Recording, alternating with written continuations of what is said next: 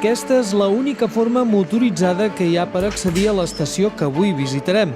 Es tracta d'un tren cremallera, és a dir, que disposa d'un engranatge especial per poder superar fortes pendents. De fet, als prop de 12 quilòmetres que dura el trajecte, ha de superar 1.000 metres de desnivell, passant per túnels, engorjats i cascades, fins a arribar al Santuari de Núria, a l'estació d'esquí Vall de Núria.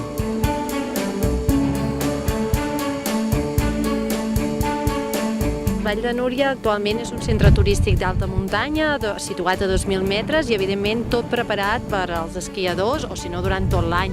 Tenim un hotel, l'Hotel Vall de Núria, tenim apartaments, tenim servei mèdic, lloguer d'esquís, tenim el punt d'informació, com no, per qualsevol dubte que tinguin els nostres visitants, i bé, a nivell de restauració i d'allotjament, doncs, adequat a l'alta muntanya.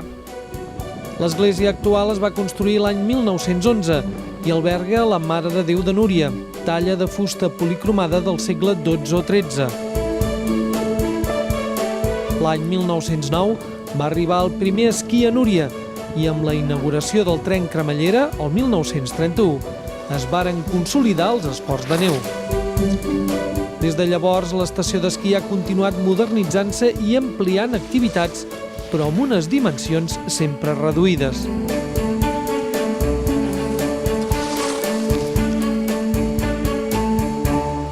Vall de Núria és una estació familiar, és una estació petiteta, és una estació molt adequada per iniciar-se en el que és el món de la neu i, com no, doncs tenim 11 pistes, en total tenim uns 7 quilòmetres i tenim 4 instal·lacions. En aquest moment ens trobem a la zona més de debutants, en la qual hi ha els telesquís i les cintes per a l'inici de l'aprenentatge, i després a la part més superior doncs ja tenim el telecadira i el telecabina, que accedeixes a les pistes doncs una mica més difícils.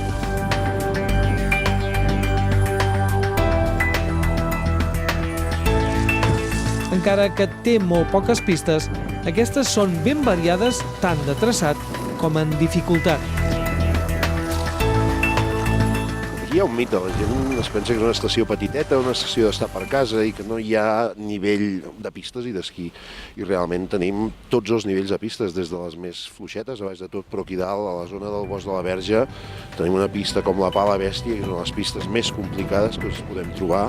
Tenim Pala Boja, que també és complicadíssima. Tenim Mulleres, que és una de les pistes més boniques, que comença amb un pendent bastant important i acaba amb un ullet molt maca. Tenim uns forapistes brutals, per tant, espero que aquestes paraules trenquin una mica el mite, no?, de que Vall de Núria és una estació petiteta només per la gent que comença o per passar una mica de distracció. No, realment és una estació on podem trobar tots els nivells de pistes i forapistes.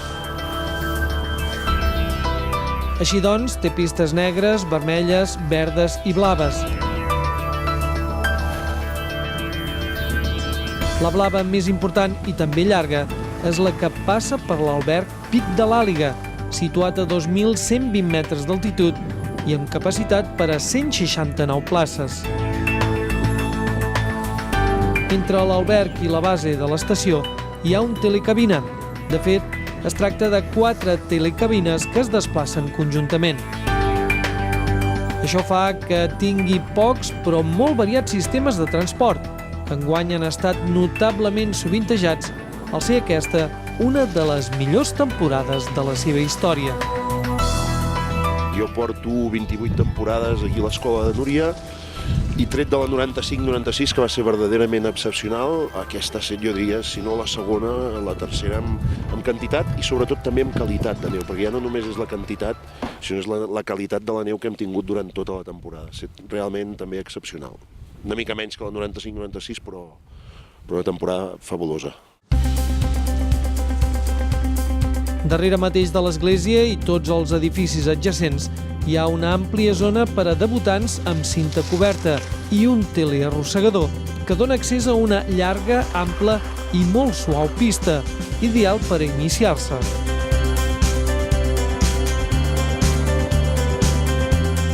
També hi ha un altre telearrossegador per una pista més curta, però lleugerament més inclinada, que va molt bé pels que van progressant en l'aprenentatge de l'esquí.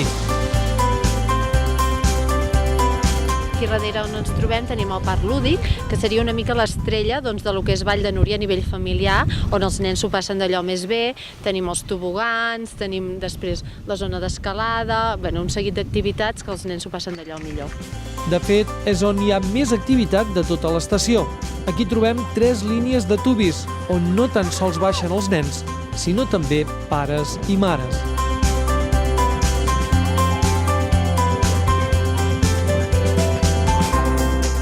Está muy bien, a los niños les encanta y ya hemos venido, es la tercera vez más o menos que hemos venido.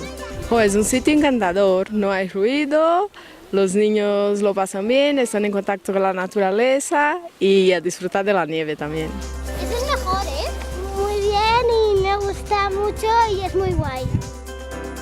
2 cintes permeten pujar còmodament, una d'elles coberta, i que dona accés tant als tubis com a 2 zones per baixar amb trineus.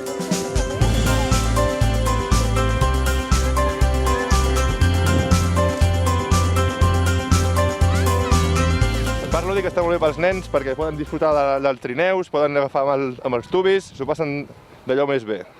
I els pares què? Els pares estan més cansats que els nens.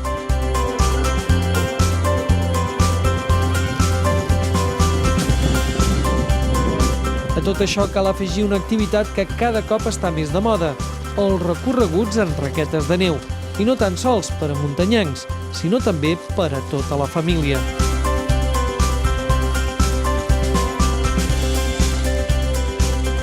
Vall de Núria es transforma totalment, passem del blanc d'aquest hivern al verd de l'estiu i com no, a Vall de Núria durant tota l'època de l'any tenim diferents activitats i concretament a l'estiu en aquest llac tenim passejades amb barca, amb canoa, sortida de cavall i com no el senderisme, que és un punt neuràlgic de les excursions a partir de 2.000 metres.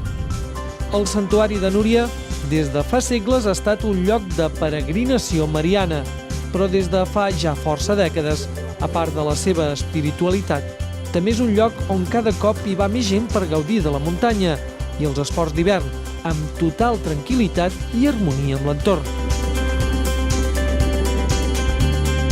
Aquí no hi ha ni soroll ni fum dels cotxes, perquè només s'hi pot arribar a peu o bé amb el tren cremallera.